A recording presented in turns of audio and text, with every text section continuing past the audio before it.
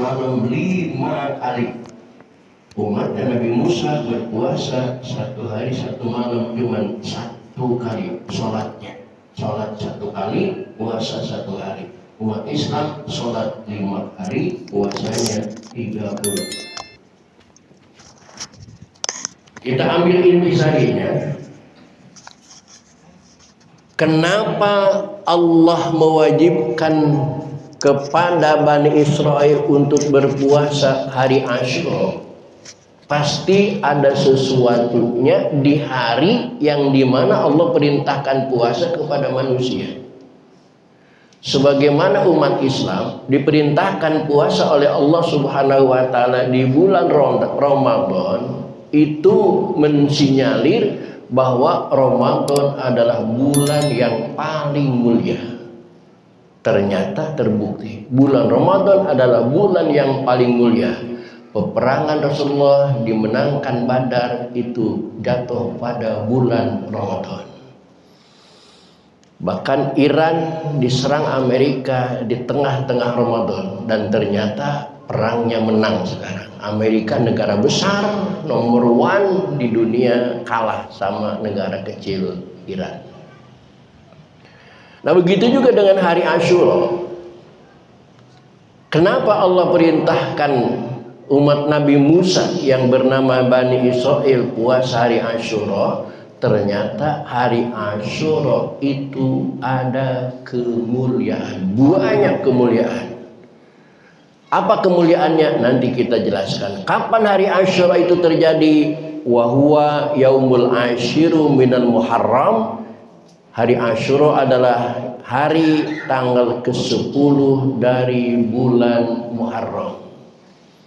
Kalau Muharramnya kemarin mulai dari hari Selasa, berarti Selasa, Rabu, Kamis, Jumat, Sabtu, Ahad, Senin, Selasa, Rabu, Kamis. Ini Kamis, jatuhnya pada hari Kamis. Bahkan bagi ibu-ibu yang mau sambil qadha, nanti saya kasih tahu niat qadhanya. Bagi umat Nabi Muhammad SAW, ini diberikan rukhsah kemurahan oleh Allah Subhanahu wa Ta'ala dengan pepatah sekali mendayung 2 pulau terjangkau. Kalau mau ibu-ibu puasa pada hari Kamis nanti, ditambah hari Rabu kalau mau, diniatin 3 niat sekaligus. Yang pertama, niat qadha bulan Ramadan yang lalu. Yang kedua, niat puasa Asyura. Yang ketiga, niat puasa sunnah hari Kamis.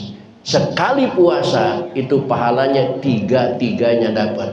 Pahala qadha dapat, pahala Asyura dapat, pahala puasa hari Kamis juga dapat. Subhanallah, itu istimewanya umat Nabi Muhammad SAW. Kalau mau ngomong, nanti saya kasih lapat niatnya. Kita lanjutin hadis ini.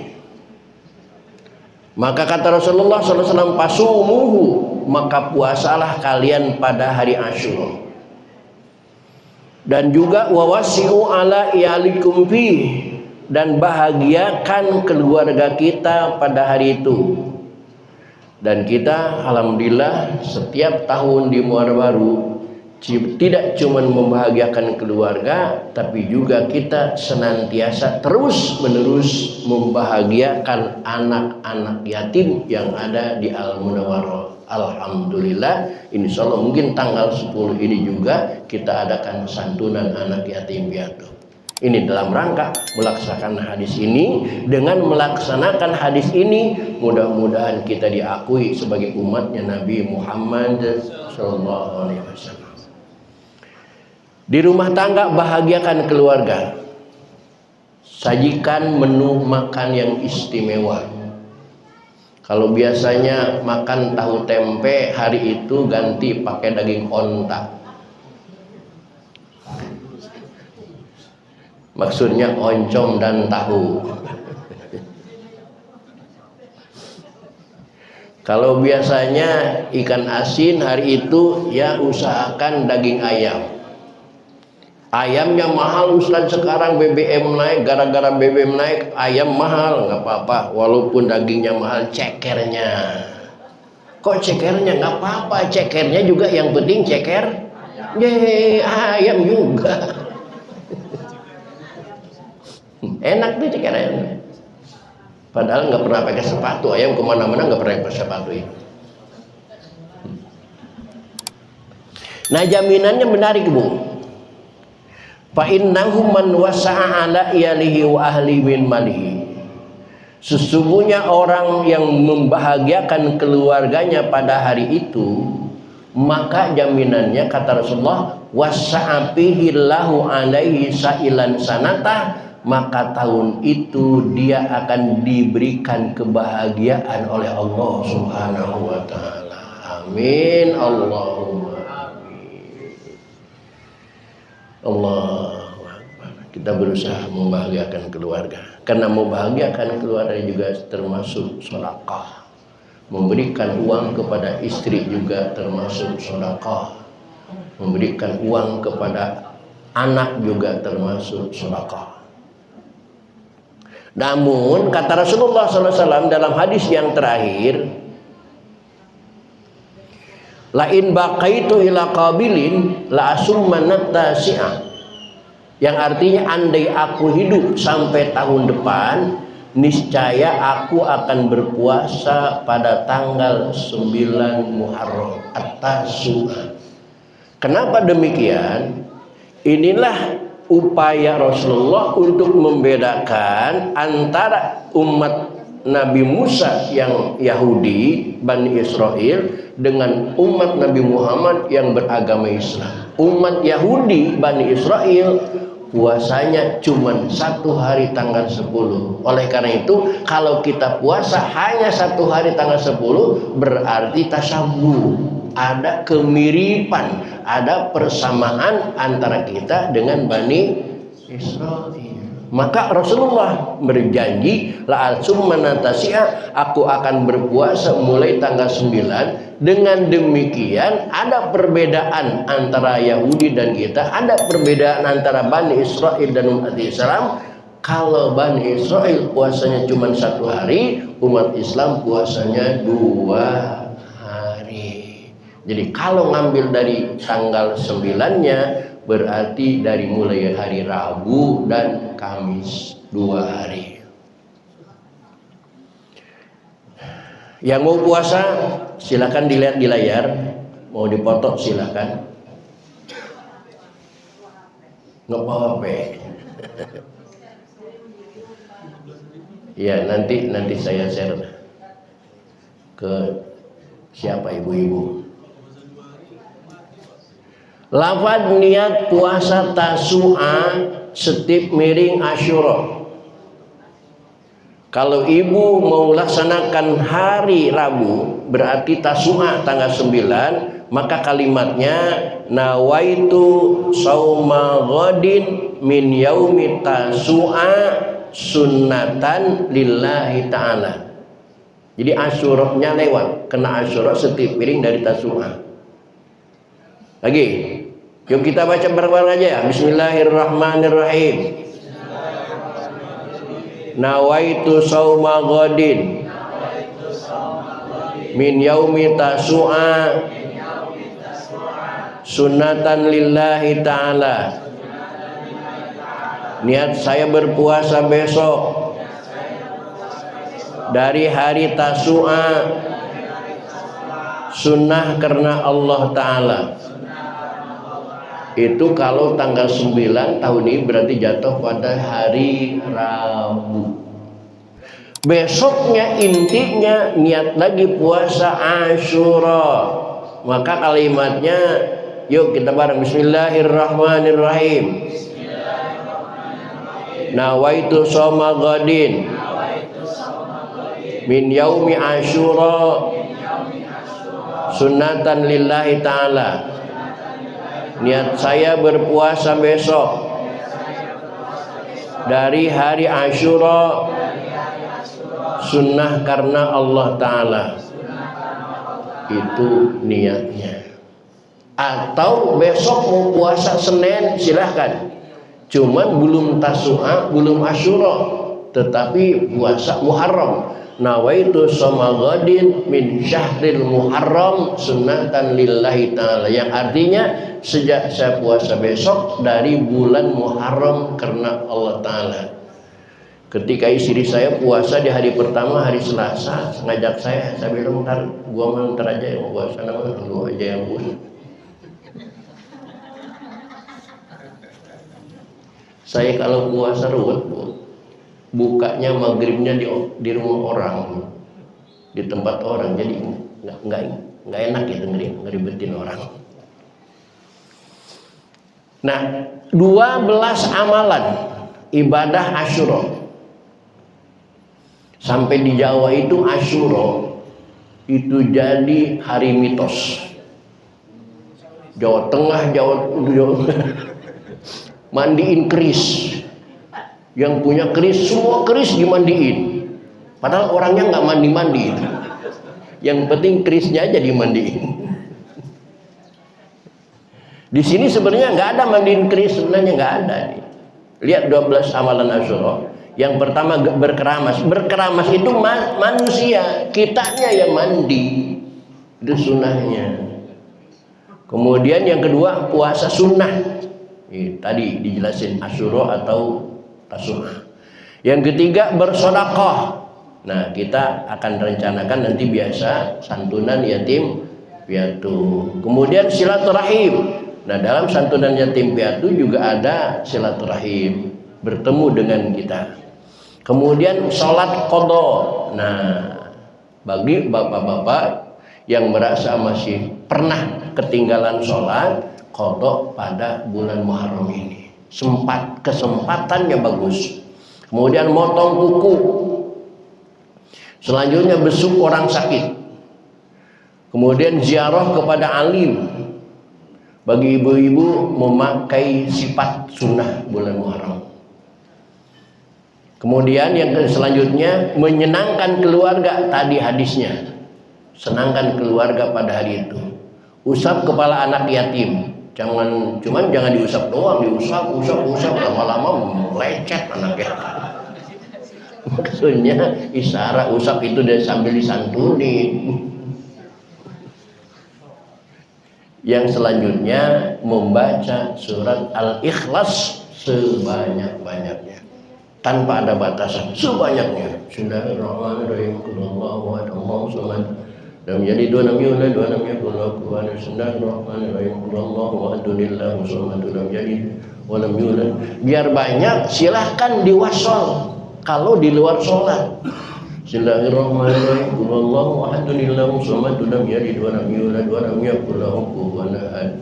Kalau di luar sholat Al-Ikhlas silahkan diwasol. Tapi dalam sholat jangan diwasol, udah pendek diwasol lagi. Jadi nggak keburu makmum baca Fatihahnya. Yang wadrojiwan udah pendek Al-Ikhlas diwasol lagi. Sampai saya baca Fatihah nggak keburu. Kalau di luar sholat silahkan. Nah, ini peristiwa yang terjadi pada hari Asyura. Kemarin saya buka Facebook, kebetulan ada Kiai Haji Ghazali juga dari Bandung, itu menjelaskan ini. Peristiwa yang terjadi pada hari Asyura. Yang pertama, Nabi Adam memperoleh ampunan Allah sehingga ia menjadi nabi yang sofi. Subhanallah. Coba ibu dan bapak bayangkan, Nabi Adam yang berbuat dosa di surga masih berbuat dosa, itu melunjak Adam itu. Di surga masih berbuat dosa, tapi ternyata mendapat ampunan juga dari Allah Subhanahu wa Ta'ala. Nah, kalau Nabi Adam berbuat dosa di surga juga masih dapat ampunan, mudah-mudahan kita berbuat dosanya di dunia sangat mudah dapat ampunan dari Allah Subhanahu wa Ta'ala. Cuman prosesnya Nabi Adam mendapat ampunan itu susah. Diusir dari surga, diturunkan oleh Allah. Adam diturunkan di India, Siti Hawa diturunkan di Jeddah. 40 tahun Siti Hawa nggak ketemu suaminya. Nabi Adam cari Hawa, Hawa cari Nabi Adam. Cuman saya salutnya sama Nabi Adam, 40 tahun nggak ketemu istrinya, Nabi Adam nggak pernah selingkuh. Hebat.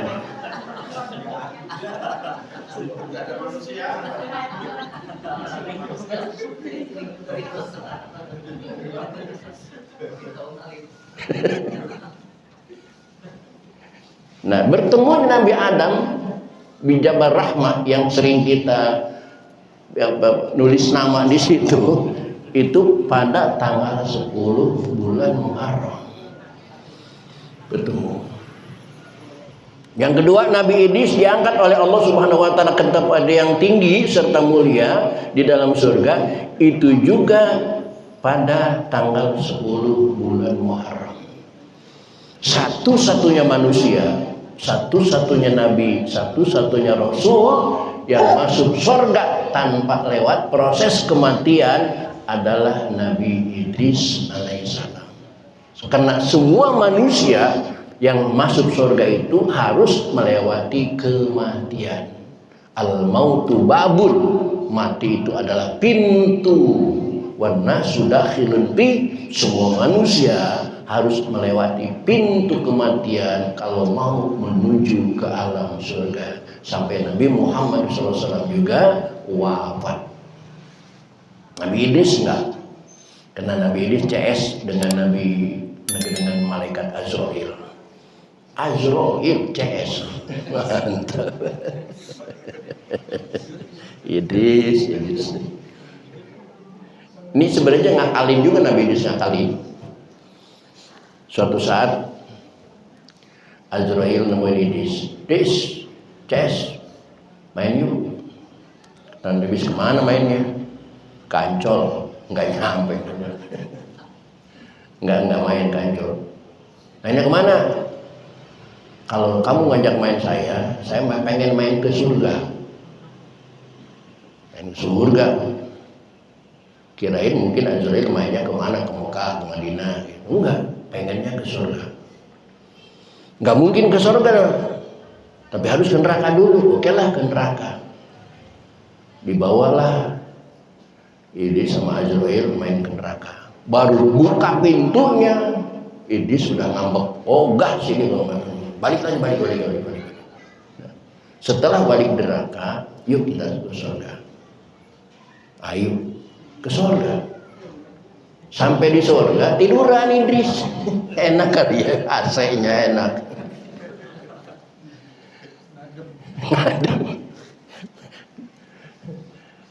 Sampai Azrail itu ngajak balik. Idris balik jauhnya. Sebentar. Udah lama kita. Sebentar. Begitu didesak sama Azrail, Idris balik yuk. Ayo. Balik sampai di jalan, Idris nakal. Woi Azrail, sorry ya. Emang kenapa? Sendal gua ketinggalan di surga. Karpil lagi sendalnya.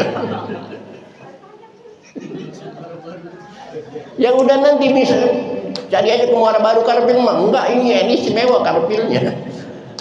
Ya udah balik lagi dulu, tapi jangan lama ya. Iya. Balik lagi. Dikunci pintunya sama nama Idris.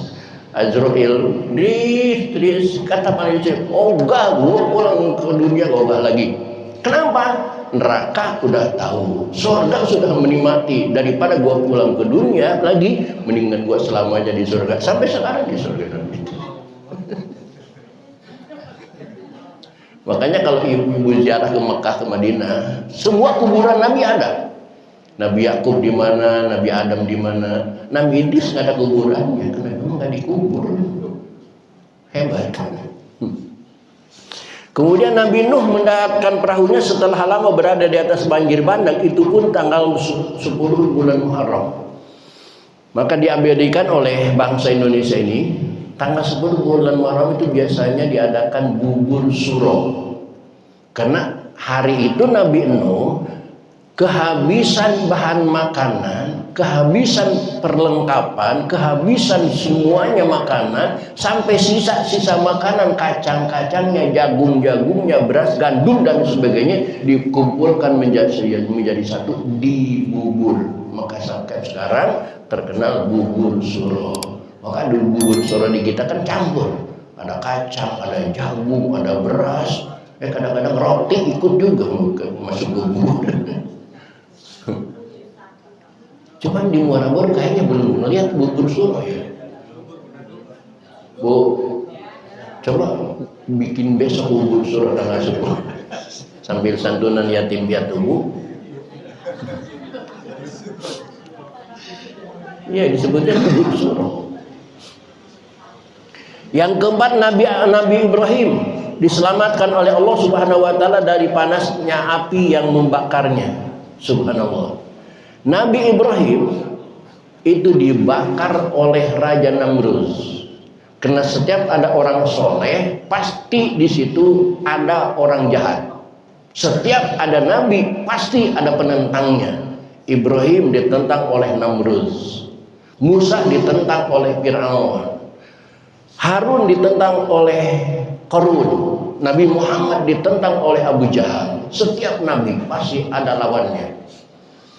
Nah, ketika Nabi Ibrahim ditangkap oleh Raja Namrus, dibakar di dalam tabunan yang sangat besar, bahkan ketika Namrud membakar Nabi Ibrahim, tidak berani Namrud melempar Nabi Ibrahim itu dari dekat, enggak. Nabi Ibrahim dilemparnya pakai alat semacam bandring, pakai karet, ditarik rame-rame oleh orang-orang Namrud, dilepaskan, Nabi Ibrahim jatuh ke dalam tabunan. Berapa lama ditabun, dibakar di tabunan? Nabi Ibrahim dibakar di tabunan selama seminggu lamanya. Seandainya bukan pertolongan Allah, manusia dibakar seminggu di tabunan, kira-kira kayak apa jasanya? Abunya juga sudah jadi abu lagi kali.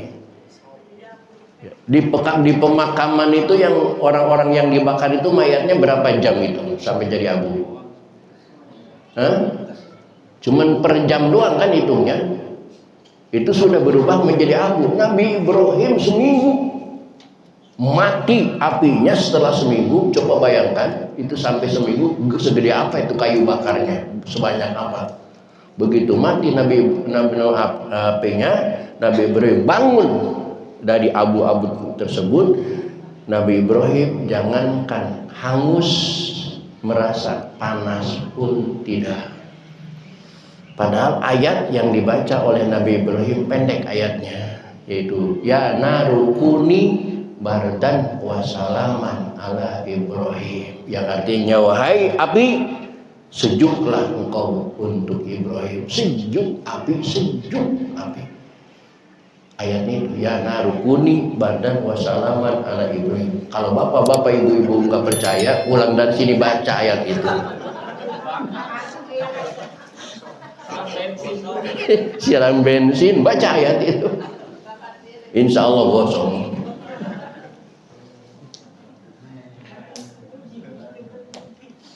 Yang kelima, Nabi Musa menerima kitab suci dari Allah Subhanahu wa taala yang disebut kitab Taurat, itu juga pada tanggal 10 bulan Muharram. Nabi Yusuf keluar dari penjara gara-gara terkena fitnah oleh keluarga raja, itu juga pada tanggal 10 bulan Muharram. Subhanallah. Jadi bapak-bapak jangan tabu ya. Yang namanya hukum ini begini.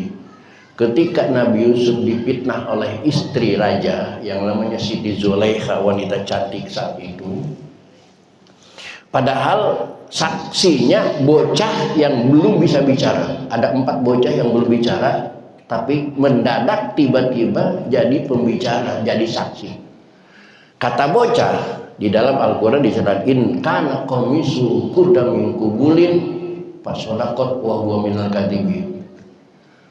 Begitu dituding Nabi Yusuf mau memperkosa Zulaikha, Nabi Yusuf tidak mengakui, memungkiri karena memang tidak melakukan itu. Akhirnya dibawa ke mahkamah, disidang di hakim, dan saksi satu-satunya bocah karena nggak ada saksi waktu itu, nggak ada orang. Makanya yang jadi saksi bocah yang umurnya baru 2 tahun dan belum bisa bicara. Apa kata bocah? Kalau baju Yusuf itu robeknya di depan, maka berarti Zulaiha yang benar dan Yusuflah yang berbohong. Dia nggak ngaku. Tetapi kalau Nabi Yusuf itu bajunya robek belakang, berarti Yusuf yang benar, Zulaiha yang bohong. Begitu diperiksa sama hakim, itu Nabi Yusuf bajunya robek belakang. Berarti siapa yang benar? Nabi Yusuf. Yang salah siapa? Tapi yang dipenjara siapa? Nah, itu hukum dari dulu juga begitu, Pak. Jangan tabu, hukum dari juga begitu. Dari dulu juga begitu. Yang salah siapa? Yang dipenjara siapa? Dari dulu, bukan cuma sekarang aja. Maka kasus-kasus sekarang itu yang dipenjara belum tentu salah sebenarnya. Hanya nasibnya yang jelek. Yang salah mau nggak dipenjara. Sidang kasus ijazah palsu sampai sekarang nggak selesai. Padahal gampang banget. Kalau memang ijazahnya asli, dikeluarin, selesai. Gampang banget sebenarnya.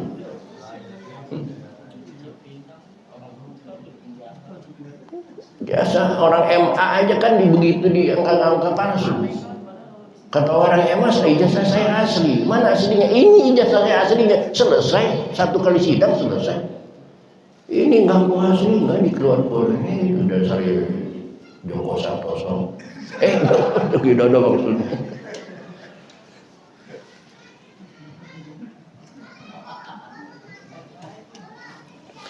Yang ketujuh, Nabi Yakub kembali bisa melihat setelah lama buta karena memikirkan Yusuf. Subhanallah, Nabi Yakub sampai buta mikirin anaknya. Makanya wajar kalau ada ibu sampai sakit, bapak sampai sakit mikirin anaknya. Ini Yakub sebagai seorang nabi itu sampai buta mikirin Yusuf kena hilang. Nabi Ayub sembuh dari sakitnya yang membuat beliau menderita belasan tahun. Ini Ayub, subhanallah. Sakit 18 tahun, badannya busuk. Di dalam kitab Durratun Nasihin dijelaskan seandainya Ayub itu berdiri di bawah terik matahari, maka yang ada di depannya itu bukan bayangan manusia, tapi bayangan tengkorak. Karena di dalam tubuhnya sudah tidak satu pun daging. Hanya 2 sisi daging. Yang pertama hati yang diamankan oleh Allah untuk zikir kepada Allah. Yang kedua lidah. Selain hati dan lidah tidak ada lagi daging badan. Tapi subhanallah, ketika Ayub diminta sama istrinya, kata istrinya, Akang itu kan nabi. Kata Nabi Ayub, emang iya, kenapa? Akang itu sakit udah lama. Iya, saya juga tahu. Sampai istri-istri Akang itu kan pada kabur. Nabi Ayub ketika belum sakit, istrinya 4.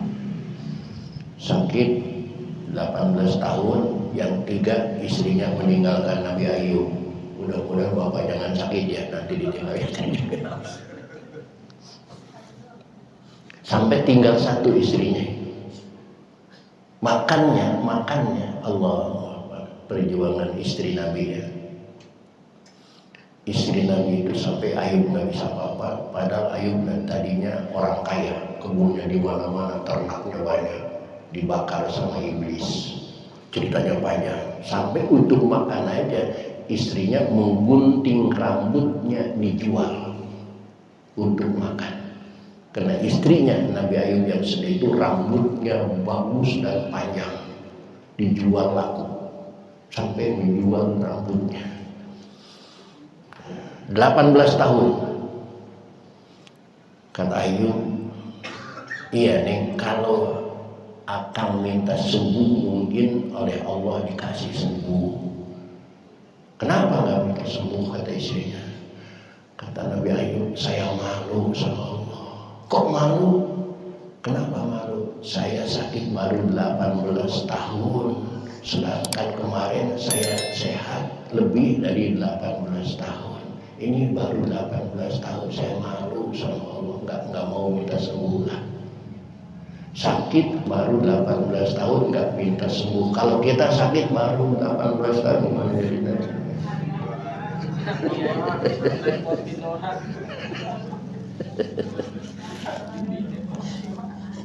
Dipikir-pikir kita jauh banget sama Nabi ya. Jauh.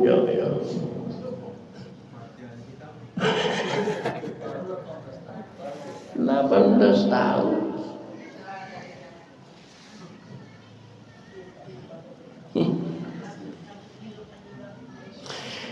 Yang kesembilan, Nabi Yunus dikeluarkan oleh Allah dari dalam perut ikan yang bernama Hud. Kesepuluh, Nabi Musa membelah air laut, membuat jalan untuk umatnya Bani Israel. Kesebelas, Nabi Daud memperoleh ampunan dari Allah atas dosa yang pernah dilakukannya. Nabi Daud ini juga nabi yang agak playboy. Ada nabi yang playboy seperti Nabi Daud, ada nabi yang preman seperti Nabi Musa. Banyak. Playboynya Nabi Daud wajar, karena Nabi Daud memiliki banyak keistimewaan dari Allah. Allah sendiri yang berfirman di dalam Al-Quran, Bismillahirrahmanirrahim, wa alanna lahul hadid. Tangannya Nabi Daud itu kalau disentuh ke besi, itu besi jadi lumer dengan sentuhan Nabi Daud. Perkasanya. Besi disentuh sama tangan Nabi Daud, besi itu lumer. Coba Daud muara baru sentuh tuh besi yang lagi lumer.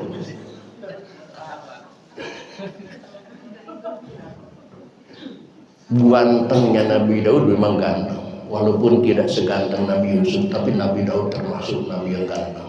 Kayaknya yang kita kenal kaya itu Nabi siapa? Rahasianya dari mana Sulaiman menjadi kaya? Bisnis ikan? Enggak. Ternyata kekayaan Nabi Sulaiman itu Allah buka rahasianya dalam Al-Quran. Bismillahirrahmanirrahim. Wa warisa Sulaimanu Daud dan alaihi masalah. Kekayaan Nabi Sulaiman itu mendapat warisan dari Nabi Daud, dari ayahnya. Itu rahasianya.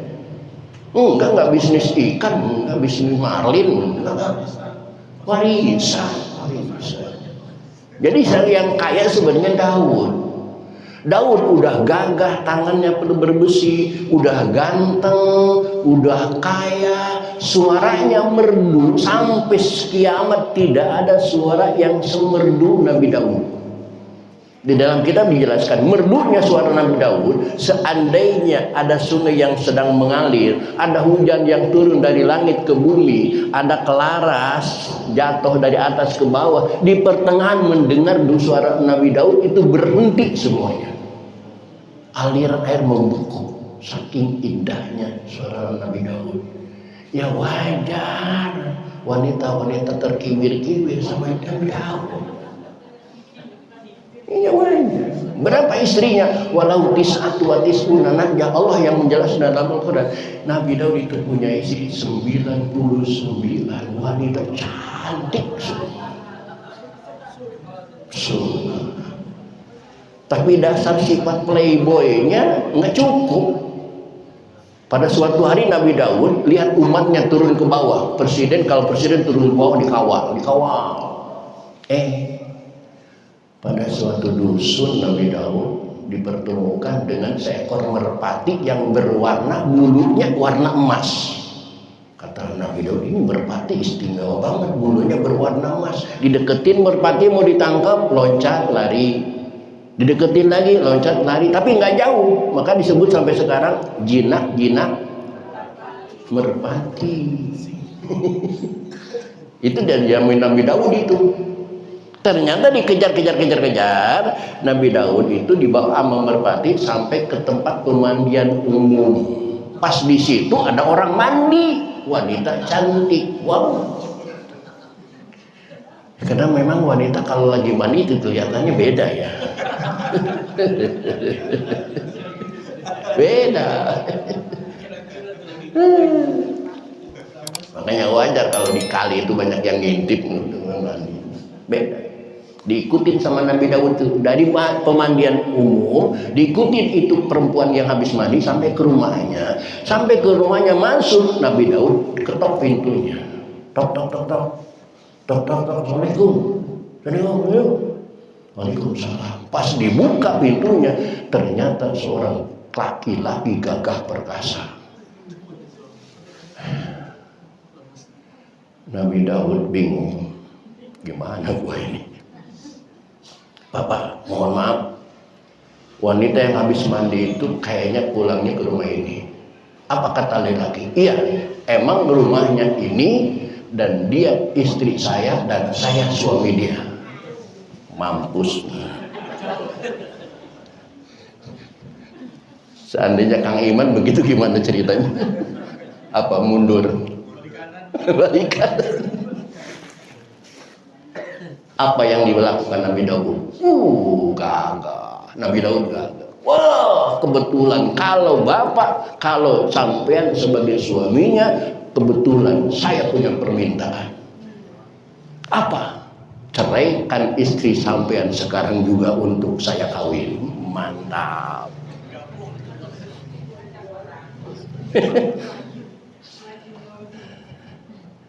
Dan ini satu kaul yang nggak bisa dipercaya per 100%. Itu katanya dari anak yang istri yang ke-100 itu lahirnya Nabi Sulaiman alaihissalam. Hebat. Dan dadanya. Kemudian Nabi Sulaiman mendapat kerajaan dan kemuliaan dan kekayaan dari Allah itu tanggal 10 Muharram. Nabi Muhammad memperoleh ampunan dari Allah Subhanahu wa taala dari segala dosa. Dan ke-14, alam dunia ini yang kita injak ini, langit yang menayungi kita, bumi yang kita pijak ini diciptakannya oleh Allah pertama itu tanggal 10 bulan Muharram. Karena dunia itu awalnya nggak ada. Di bumi ini adanya cuma lautan semuanya. Muncul pertama kalinya daratan itu di Arab Saudi, di Mekah. Maka Mekah sampai sekarang disebut Ummul Qura. Daratan yang pertama muncul dari permukaan laut itu tanggal 10 bulan Muharram. Juga hujan yang pertama kalinya diturunkan oleh Allah Subhanahu wa taala ke atas muka bumi itu tanggal 10 bulan Muharram. Rahmat ilahi pertama kalinya diturunkan oleh Allah itu juga pada tanggal 10 bulan Muharram. Dan masih banyak lagi peristiwa-peristiwa lainnya yang tidak dapat diceritakan, itu semuanya terjadi pada tanggal 10 bulan Muharram. Oleh karena itu Bapak Ibu, kena tanggal 10 bulan Muharram itu hari yang dimuliakan oleh Allah.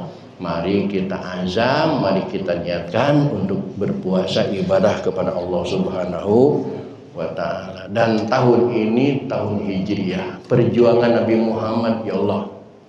Coba Ibu Bapak bayangkan.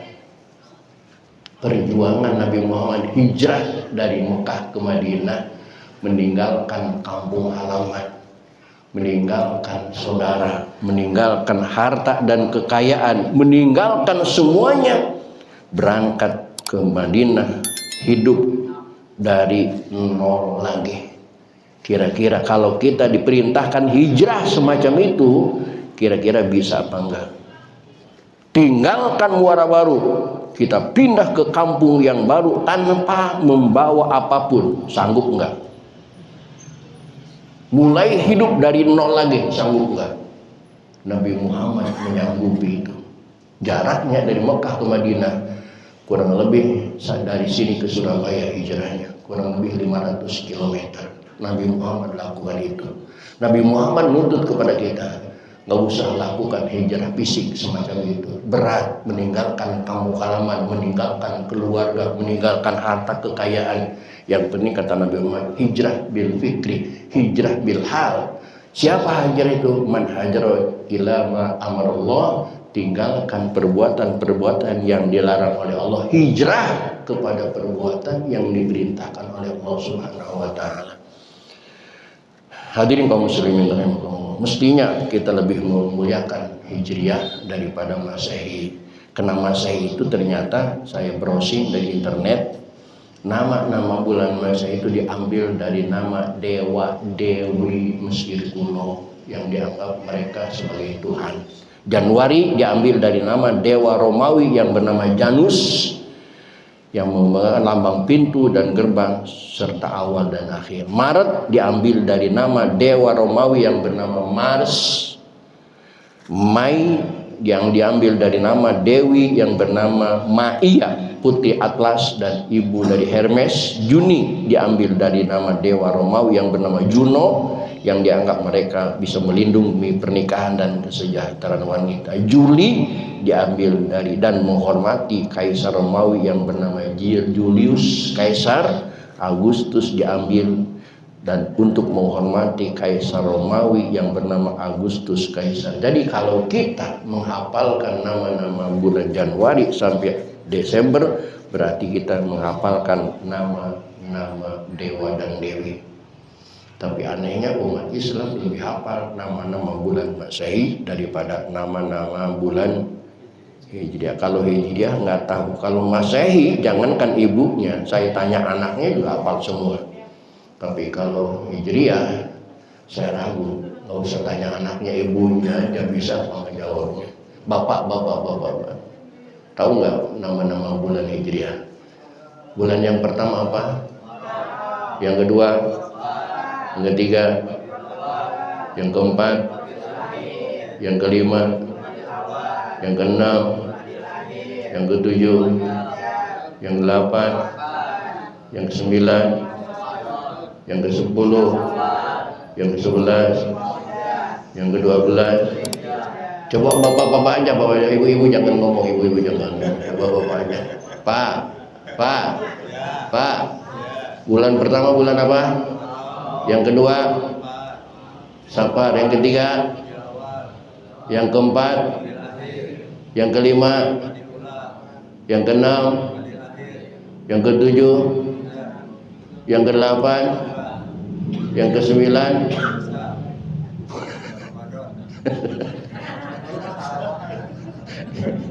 yang kesepuluh, yang ke-10. Wih, yang ke-10.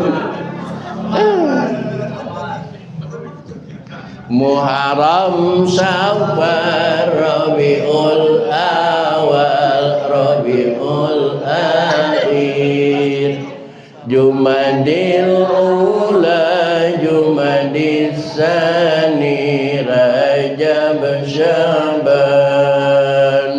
Ramadan, Syawal, Dzulqa'dah dan Dzulhijjah.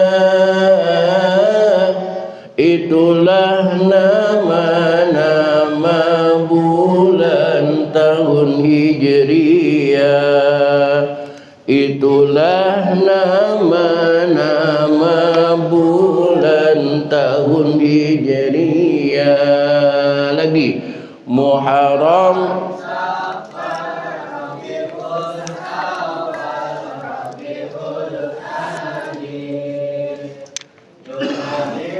Ula, Jumadil Tsani, Rajab, Syaban, Ramadan, Syawal, Dzulqa'dah dan Itulah nama-nama bulan tahun Hijriah. Itulah nama bulan tahun Hijriah. Sekian dan demikian, mohon maaf. Assalamualaikum warahmatullahi wabarakatuh.